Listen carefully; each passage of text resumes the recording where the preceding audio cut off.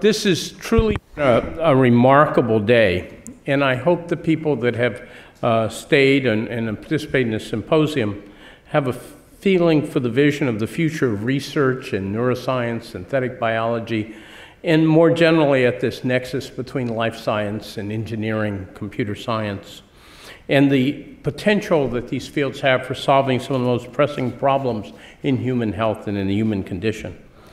I think this panel was especially amazing because we heard from some really wonderful young faculty. I guess young is all relative, that's how I feel about it, that really are inspirational in their sense of enthusiasm and their sense of the lack of boundaries. The world that they live in has many fewer disciplinary boundaries and constraints than many of us started our careers in. And it's absolutely clear to me that it inspires me about the possibilities of the Kilachon Center and the support from the Kilachon Fund for advancing careers like that over the decades ahead. You know, what we really heard at the end, which I think is so important, is the whole foundation you lay to creating the atmosphere for collaboration. Atmosphere for collaboration that brings people together from across disciplines to do really creative problem solving in the context of the research areas they're interested in.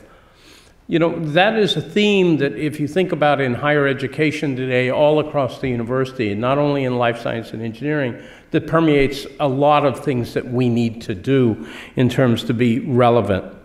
You know, and I always think that this institution is one that is growing to be tremendously ambitious. And I love the phrase that Jim Collins, the management guru, has. He has a phrase he calls a BHAG, B-H-A-G, a big, hairy, audacious goal, which, you know, if you think about, I think, what the BHAG is in research at BU, it's not, in some sense, to be the best in individual disciplines. The real goal, the audacious goal, is to be one of the leading research universities at collaboration, where you have very good, great faculty and students who are collaborating across what we would traditionally think are boundaries, but the boundaries have disappeared for them.